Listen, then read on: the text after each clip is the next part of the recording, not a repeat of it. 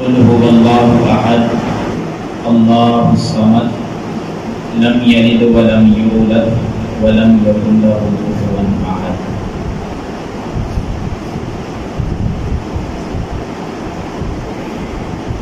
قرآن مجید کی مختصر سی صورت جو 4 آیات پر مشتمل ہے، سورۃ الاخلاص کے نام سے یاد کی جاتی ہے۔ عام زبانوں پر قل هو اللہ کے نام سے بھی اس کو گردانا جاتا ہے۔ الفاظ اور آیات کے اعتبار سے بہت ہی مختصر ہے،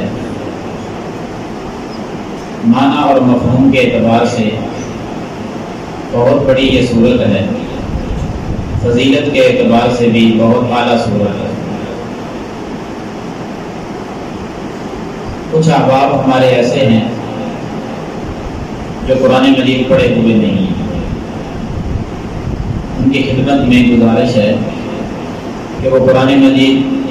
پڑھنا سیکھنا شروع کر دیں اور ساتھ ساتھ سورۃ الاخلاص جو سب کو یاد ہے اس کو کثرت کے ساتھ پڑھا کریں۔ کچھ احباب ایسا کرتے ہیں جو قرآن مجید ناظرہ نہیں پڑھ سکتے، اوپر دیکھ کے قرآن جن کو پڑھنا نہیں آتا۔ بعض ساتھیوں کی روٹین یہ سامنے آئی ہے کہ قرآن مجید کھول کر اپنی انگلی اوپر رکھ لیتے ہیں اور بسم اللہ پڑھتے جاتے ہیں اور انگلی آگے گزارتے جاتے ہیں۔ ایک پارہ روزانہ ایسے گزارتے ہیں، بسم اللہ پڑھ کر بسم اللہ الرحمن الرحیم اور آگے انگلی چلاتے جاتے ہیں ایک ایک لائن پر، اور سمجھتے ہیں ہمیں پورے سپارے کا ثواب مل جائے گا۔ تو یہ عمل درست نہیں ہے، کیونکہ جب بسم اللہ پڑھ رہے ہیں تو پھر الفاظ تو کچھ اور، آپ انگلی سے اشارہ کچھ اور الفاظ پر ہے اور پڑھتے بسم اللہ۔ اس سے بہتر ہے آپ نے 1 گھنٹہ پونا گھنٹہ لگایا ہے تو 1 گھنٹہ پونا گھنٹہ اس کو سیکھنے پہ لگا لیں، چاہے 2 لفظ یاد کر لیں، یہ زیادہ بہتر ہے۔ اور ساتھ قل هو اللہ 10 مرتبہ پڑھ لیں، 2 لفظ سیکھ لیا کریں روزانہ اور 10 مرتبہ 20 مرتبہ قل هو اللہ احد اس کی تلاوت کریں، ثواب بہت زیادہ ملے گا، کیونکہ یہ سورت کو اللہ تعالیٰ نے بڑا مقام دیا ہے۔ صحیح بخاری کے حوالے سے 3 حدیثیں آپ کے سامنے پڑھتا ہوں اور اندازہ لگانا کہ اللہ نے کتنا مقام عطا فرمایا چھوٹی سی سورت۔ سیدنا ابو سعید خدری رضی اللہ تعالیٰ عنہ وہ فرماتے ہیں کہ میں نبی صلی اللہ علیہ وسلم کے پاس تھا تو ایک شخص نے کسی دوسرے آدمی کو بار بار قل هو اللہ احد پڑھتے ہوئے سنا، وہ بار بار اس سورت کو پڑھ رہا تھا۔ یہ وہاں سے جب رات کا ٹائم تھا، صبح ہوئی تو صبح کے وقت نبی صلی اللہ علیہ وسلم کے پاس وہ بندہ آیا، آگے اس نے اس آدمی کا تذکرہ کیا جو رات کے وقت بار بار قل هو اللہ احد کا ورد جاری رکھا ہوا تھا اور پڑھ رہا تھا۔ سیدنا ابو سعید خدری رضی اللہ عنہ فرماتے ہیں کہ محسوس ایسے ہوتا تھا کہ جو کہنے والا شخص تھا اس کے نزدیک قل هو اللہ احد کی تلاوت بار بار کرنا یہ کوئی بہت بڑے ثواب کا کام نہیں تھا، اس لیے انہوں نے نبی علیہ السلام کے سامنے یہ بات ذکر کی۔ تو آپ صلی اللہ علیہ وسلم نے فرمایا، قسم اٹھائی، جب یہ بات سنی نا کہ وہ بندہ بار بار قل هو اللہ ہی پڑھتے جا رہا تھا، آپ صلی اللہ علیہ وسلم فرماتے ہیں والذی نفسی بیدہ، مجھے اس ذات کی قسم ہے جس کے ہاتھ میں میری جان ہے، انہا لتعدل ثلث القرآن، یہ جو چھوٹی سی سورت ہے نا یہ تو قرآن کا 3واں حصہ ہے، یہ قرآن کا ثلث ہے، یعنی 3 حصے قرآن کے کیے جائیں تو 3واں حصہ صرف قل هو اللہ احد جو سورت ہے یہی اس کے برابر ہے۔ تو بار بار پڑھیں، ثلث القرآن پر عمل ہو جائے گا، اس کا ثواب آپ حاصل کر سکیں گے۔ اسی طرح اس سورت کے ساتھ اگر محبت کر کے پڑھا جائے گا، بار بار پڑھیں تو ثلث القرآن ہے، تھوڑی سی محبت کر کے اس سورت کو پڑھیں، پیار سے پڑھیں، معنی مفہوم بھی سمجھیں، اللہ کی صفات اس میں بیان ہو رہی ہے ان کو بار بار اپنی زبانوں پہ جاری کریں، انعام اور فضیلت اور انداز میں سامنے آئے گی۔ صحیح بخاری میں دوسری حدیث ام المومنین عائشہ صدیقہ رضی اللہ تعالی عنہا بیان کرتی ہیں کہ ایک موقع پر اللہ کے رسول صلی اللہ علیہ وسلم نے ایک لشکر بھیجا اور اس لشکر پر جو امیر مقرر کیا، سپہ سالار جس کو بنایا، کیونکہ جو بھی لشکر جاتا تھا ایک ان میں امیر ہوتا تھا، وہ لشکر وہ قافلہ روانہ ہوا۔ امیر محترم جب جماعت کرواتے تو جماعت کروانے کا انداز تھا کہ جب بھی قرات مکمل کرتے تو آخر پہ قل هو اللہ ضرور پڑھتے، جس طرح بھی آپ نے ماشاءاللہ اتفاقی صورت قاری صاحب نے بھی آخر پہ قل هو اللہ کی تلاوت کی ہے۔ بعض دفعہ ایسے ہو جاتا ہے کہ امام صاحب آخر پہ قل هو اللہ پڑھ دیتے ہیں، تو وہ امام صاحب اپنی ہر قرات جو ہے جب بھی قرات کرتے نماز میں اختتام قل هو اللہ پہ کرتے۔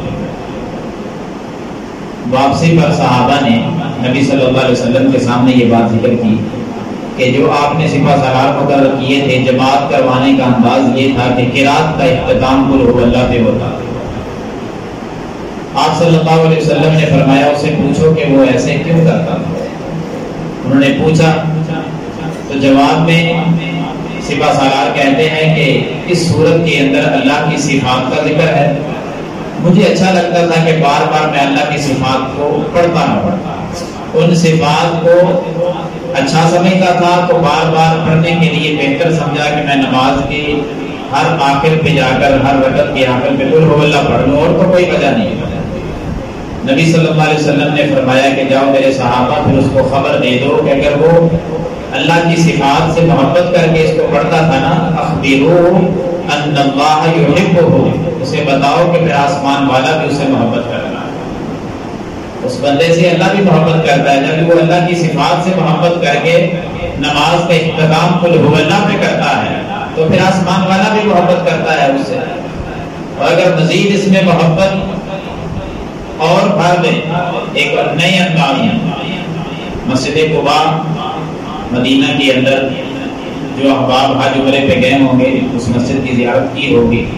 اللہ تعالیٰ بار بار ہر کسی کو وہاں کی زیارتیں نصیب فرمائے۔ مسجد قباء کے اندر 2 رکعت نماز پڑھنے سے اللہ تعالیٰ عمرے کا ثواب عطا فرما دیتا ہے۔ تو آپ صلی اللہ علیہ وسلم کا معمول تھا کچھ دنوں کے بعد مسجد قباء جایا کرتے تھے، مسجد نبوی سے چند کلومیٹر کے فاصلے پر ہے۔ تو مسجد قباء کے جو امام مقرر تھے نماز پڑھانے کے لیے جن کی ڈیوٹی لگی ہوئی تھی، ان کا انداز محبت آپ نوٹ کریں سورۃ الاخلاص کے ساتھ۔ وہ جب جماعت کرواتے تو سب سے پہلے فاتحہ کے بعد قل هو اللہ پڑھتے، قل هو اللہ پڑھنے کے بعد رکوع نہیں کرتے، پھر کوئی اور سورت ساتھ میں لاتے۔ روزانہ ہر نماز میں یہی طرز عمل تھا۔ مقتدیوں نے پوچھ لیا ایک دن کہ آپ ایسا کیوں کرتے ہیں؟ ہمیں تو ایسے محسوس ہوتا ہے کہ آپ پہلے قل هو اللہ پڑھتے ہیں اور پھر قل هو اللہ کی تلاوت کو کافی نہیں سمجھتے، اس لیے آپ کوئی اور بھی سورت ساتھ میں لاتے ہیں۔ ہونا تو یہ چاہیے کہ یا اکیلی قل هو اللہ پڑھا کریں یا پھر کوئی اور سورت پڑھ لیا کریں۔ انہوں نے آگے سے جواب دیا کہ میں نے اسی طرح جماعت کروانی ہے، اگر آپ کو پسند ہے تو میرے پیچھے پڑھ لیا کرو، نہیں پسند تو کسی اور کو مقرر کر دو، وہ جماعت کروا لیا۔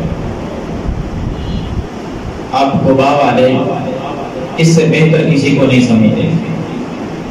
انہوں نے کہا ہم تو آپ کو سب سے بہتر سمجھتے ہیں، آپ کے پیچھے نمازیں پڑھیں گے، پڑھاتے رہو اسی طرح۔ 2-3 دن کے بعد نبی صلی اللہ علیہ وسلم جب قباء مسجد میں پہنچے تو مقتدیوں نے یہ مسئلہ اللہ کے رسول صلی اللہ علیہ وسلم کے سامنے رکھا کہ امام صاحب اس طرح جماعت کرواتے ہیں۔ آپ صلی اللہ علیہ وسلم نے امام صاحب کو بٹھا لیا، پوچھا کہ آپ ایسا کیوں کرتے ہیں؟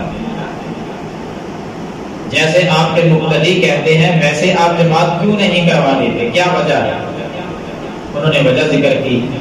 کہ محبوب صلی اللہ علیہ وسلم کوئی وجہ تو نہیں ہے، بس قل هو اللہ کے ساتھ پیار کرتا ہوں،